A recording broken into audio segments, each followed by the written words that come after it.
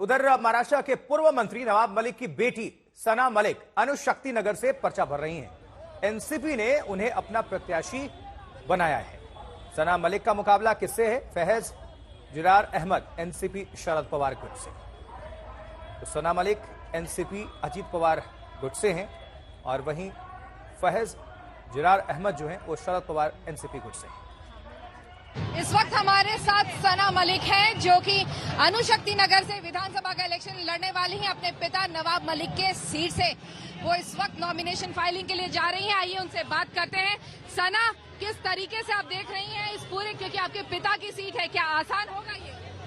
मेरे पिताजी ने इधर पिछले 2 बार विधायक के तौर पे काम किया है और इस पूरे क्षेत्र को विकास और नर्चर किया गया है इधर क्षेत्र में पिछले 5 सालों में। और पूरे पिछले 5 साल में जब वो चुन के आया, उसके पहले अगर हम पूरा देखा जाए तो पिछले 7 सालों में लगातार मैं अनुशक्ति नगर के लोगों के बीच में काम कर रही हूँ। उनके गली में, उनके घर में, उनके बिल्डिंग में, उनके पहाड़ पे चढ़ चढ़ के जाके लोगों से मिला करते थे। आप लोगों को दिख रहा होगा कि मेरा जनता के अंदर क्या कनेक्ट है।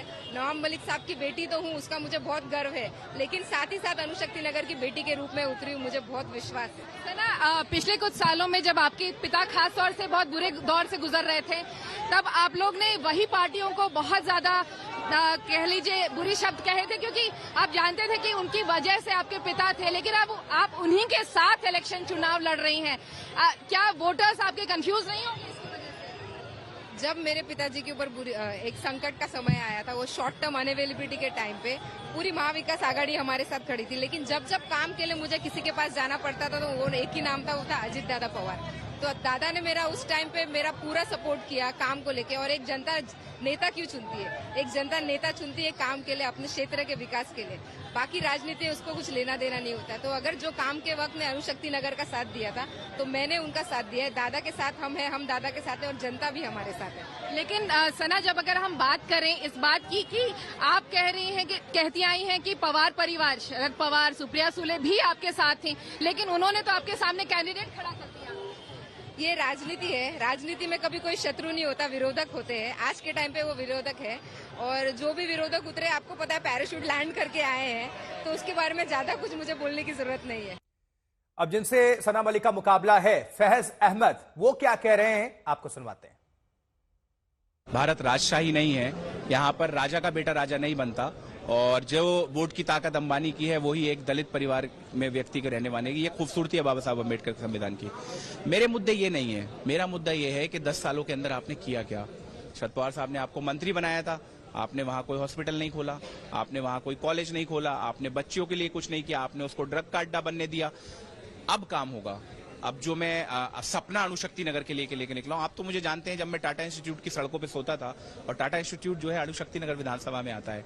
मेरा संघर्ष आप लोगों ने देखा है, मैं संघर्ष करूंगा और अपने संघर्ष से लोगों के बीच में अपना मैनिफेस्टो लेके जाऊंगा। उस मैनिफेस्टो के अंदर ये नहीं होगा कि मैं इसका बेटा हूं, फला का बेटा हूं और फला का बेटी हूं।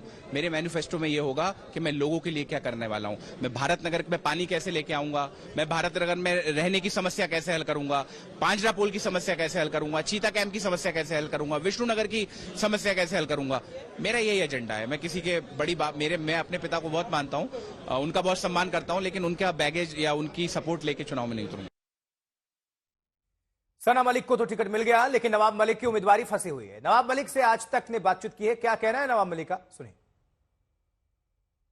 इस वक्त हमारे साथ नवाब मलिक है, आइए उनसे ही जानते हैं कि सर, महाराष्ट्र की राजनीति में काफी खिचड़ी पकी हुई है। जिस तरीके से आपकी बेटी खुद यहाँ से इलेक्शन में, लेकिन आपके भी तेवर कुछ अलग हैं, कह रहे हैं कि आप भी नॉमिनेशन फाइल करेंगे दूसरी कॉन्स्टिट्यूएंसी।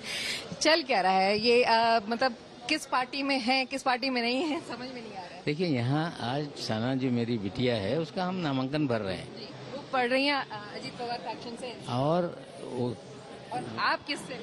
मैं कल नामांकन भरूंगा, लोगों के सामने इस सवाल का जवाब आ जाएगा कि मैं कैसे नामांकन भरूंगा। मुझे लगता है कल नामांकन भरने तक लोगों को इंतजार करना चाहिए। मतलब तब तक के लिए आपके लग रहा है जैसे आप धमकी दे रहे हैं कि भैया हमको दे दो टिकट, नहीं तो फिर हम नहीं। मैं धमकी नहीं, मैं चुनाव लड़ने वाला हूँ और चुनाव इसलिए लड़ रहा हूँ कि मुझे विधायक बनना ये मेरी महत्वाकांक्षा नहीं, लेकिन शिवाजी नगर मानपुर की जनता जिस तरह से त्रस्त है, पूरी तरह से फिल्मी अंदाज की राजनीति वहाँ चलती है। एक दहशत का माहौल बना हुआ है, ड्रग का साम्राज्य बन गया है, जनता भय में जी रही है, तो लोगों ने आग्रह किया है कि मैं वहां से चुनाव लड़ूं। तो लोगों के आग्रह पे मैं चुनाव लड़ने जा रहा हूं और कल मैं नामांकन डिक्लेयर क्यों नहीं कर रहे? कहाँ से लड़ रहे हैं? किस पार्टी से लड़ रहे हैं? कौन सी बैकिंग? मतलब आज आपकी बेटी तो भर रही है यहाँ से अजीत पवार फैक्शन से एनसीपी के, लेकिन आप किससे लड़ रहे हैं? क्या एनसीपी की है टिकट, इंडिपेंडेंट लड़ रहे हैं या शरद पवार फैक्शन तो वापस ज्वाइन नहीं कर लिया? मतलब बहुत देखिए, इन सारे सवालों का जवाब कल नामांकन भरते समय लोगों को मिल जाएगा।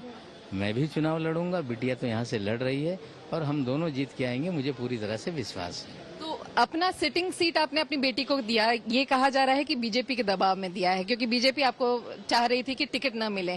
क्या ये? देखिए, मैं चुनाव लड़ूंगा, कौन विरोध कर रहा है? नवाब मलिक कभी दबाव की राजनीति नहीं करता, किसी के दबाव में नहीं आता। जिसे विरोध करना है वे विरोध करे, जिसे साथ देना है साथ दे, लेकिन हम वैचारिक रूप से किसी से समझौता नहीं कर सकते। हमारी विचारधारा स्पष्ट है, कोई दबाव बना के हमें झुका देगा, हमें लगता है लोगों की गलतफहमी है।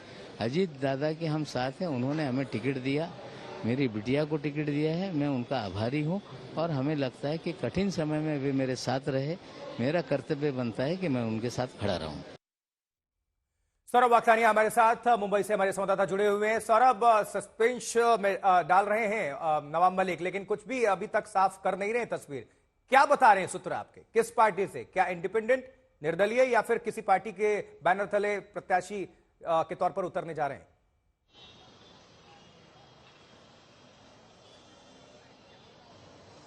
जी देखिए, अभी तक आशुतोष जो समझ में आ रहा है, क्योंकि वो मैं उनके एरिया को बहुत अच्छे से जानता हूं और बहुत जमीनी तौर पे जुड़े हुए नेता है। चाहे कौन सा भी दिन हो, कौन सा भी समय हो, वो लोगों को मिलते हैं।